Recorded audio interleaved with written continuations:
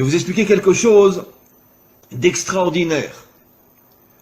En hébreu, le mot noir se dit kushi. Alors bien sûr, vous ne connaissez pas l'hébreu, mais faites-moi confiance.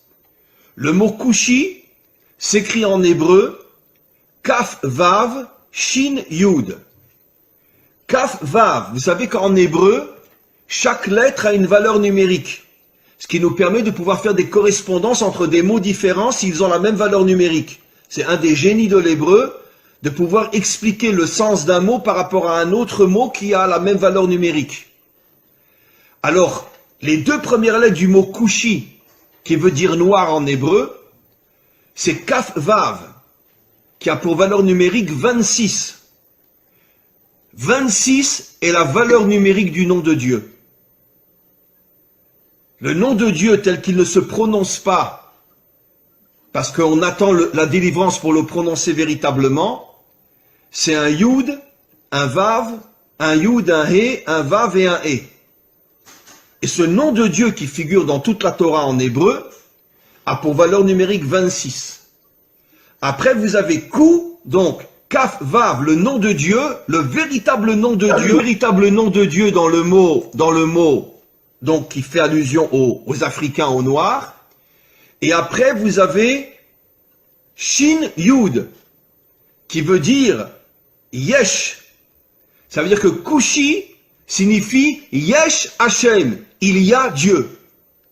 Ça veut dire que dans l'Africain se trouve Dieu. C'est absolument incroyable.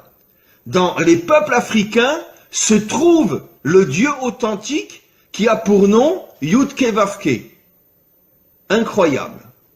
Ça veut dire que, caché à l'intérieur des peuples africains, se trouve le véritable Dieu. Et c'est pour ça que, en hébreu, on appelle le noir Kushi, qui fait allusion à Yesh Havaye, Dieu se trouve à l'intérieur des peuples africains. Incroyable. Mais vous devez au fur et à mesure prendre conscience que vous devez vous réveiller. Vous devez dévoiler la dimension royale qu'il y a en vous. Vous devez vous débarrasser de vos habits d'humiliation, d'esclavage, etc. Et prendre conscience que le masque qu'on a voulu vous coller, c'est justement pour vous empêcher de devenir ce que vous devez être. Et vous allez devenir ce que vous devez être. Mais pour ça, encore une fois, il faut vous renforcer sur le plan spirituel, sur le plan moral, et petit à petit sur le plan des actions aussi. Il est grand temps, et je sais que ça se fera un jour, où les peuples africains se révolteront contre toute la dictature blanche qui exploite toutes les richesses des Africains.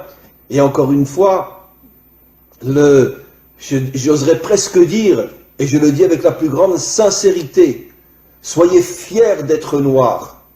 Soyez fiers d'avoir la couleur que vous avez. Parce que cette couleur qui est inscrite sur votre peau témoigne du fait que vous avez été choisi par le maître du monde pour dévoiler sa royauté dans le monde, comme je l'ai expliqué, puisque le noir est la couleur de la royauté d'Hachem. Donc, arrêtez d'être meurtri ou d'être humilié par tous ces racistes qui vous considèrent comme je ne sais quoi, comme ils considèrent les juifs d'ailleurs, et dites-vous, c'est le contraire. C'est justement parce que je suis un roi que tu veux faire de moi un esclave.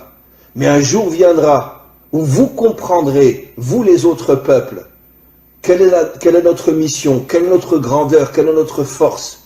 Et un jour viendra, on réussira tous ensemble, avec l'aide du Maître du monde, à dévoiler sa royauté sur terre. Be'ezrat Hashem, c'est-à-dire en hébreu, avec l'aide du Maître du monde.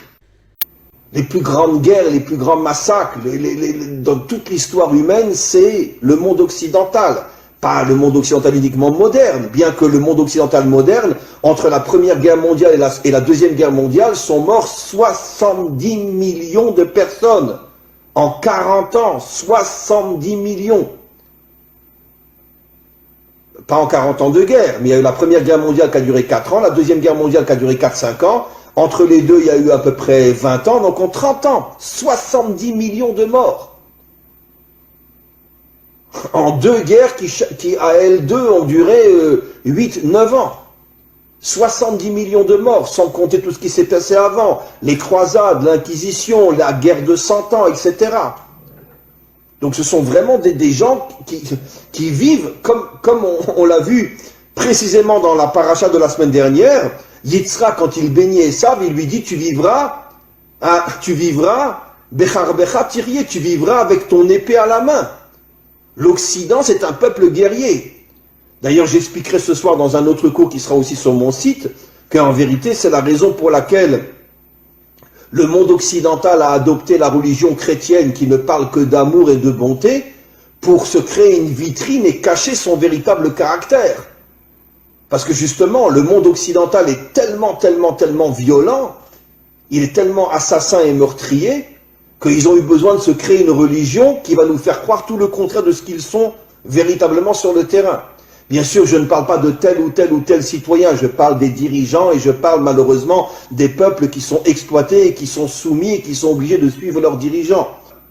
Mais quoi qu'il en soit, le monde occidental s'est attaqué comme jamais personne au peuple noir, parce qu'il semblerait que dans le subconscient ou même dans le conscient des dirigeants occidentaux, ils savaient que le peuple noir avait une mission qui allait mettre fin à toutes les dictatures et à tout le mal qu'il y a dans le monde, à toute cette corruption qu'il y a dans le monde, et c'est la raison pour laquelle ils ont tout fait pour les transformer en esclaves.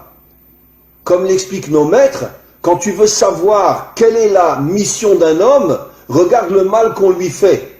Si un homme est transformé en esclave, ça veut dire qu'il a une nature de roi. Et pourquoi on le transforme en esclave? Pour l'éloigner au maximum de sa mission d'être un roi, ou de dévoiler la royauté d'Hachem.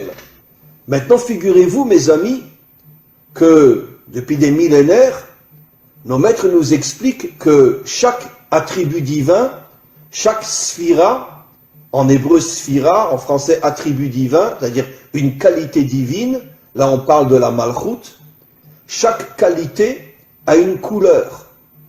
Et figurez-vous, quelle est la couleur de la malchoute? Noir. La couleur de la malchoute, c'est le noir. C'est absolument incroyable. La couleur qui définit la malchoute, la royauté, c'est-à-dire le dévoilement de la royauté d'Hachem dans ce monde, c'est le noir. Vous comprenez, mes amis, quel est le lien entre la mission d'Israël et les peuples africains? Comment se fait-il que les peuples africains sont noirs? Comment se fait-il que la première épouse de Moshe était une Africaine, que la préférée de toutes les épouses du roi Salomon était une Africaine? Comment se fait-il qu'Israël a reçu pour mission de dévoiler la royauté d'Hachem dans ce monde et qu'il y a sur terre la couleur noire? Et nos maîtres affirment depuis des millénaires que la couleur noire est l'emblème de la royauté d'Hachem. Eh bien, mes amis, vous comprenez quelque chose d'absolument incroyable. Que les peuples noirs, eux aussi, comme Israël, sont en première ligne du dévoilement futur d'Hachem en tant que dirigeant de ce monde. Mi chamocha ba'elim Hachem, qui est aussi grand que toi, Dieu du monde? C'est lui qui a dit ce verset-là. C'est-à-dire, c'est lui qui a reconnu la grandeur de Dieu. Et nos maîtres nous disent que cela fait allusion à la délivrance finale, où toutes les nations reviendront vers Dieu et diront « Qui est puissant comme toi, maître du monde ?» Mais moi, ce que je rajoute, c'est qui a dit ça? Qui est le modèle de la délivrance finale au niveau des nations? C'est Pharaon. Et nos maîtres nous disent Pharaon était un Africain, un Noir. Ça veut dire que la Torah nous révèle il y a des millénaires que le modèle, que le phare du retour des nations à Dieu, le Dieu authentique, ce sera un Africain ou les Africains et non les Blancs, non les Occidentaux. Après, tout le monde suivra, les Asiatiques, les Occidentaux, tout le monde suivra. Mais c'est Pharaon qui a dit « Qui est comme toi, Dieu, créateur du monde ?»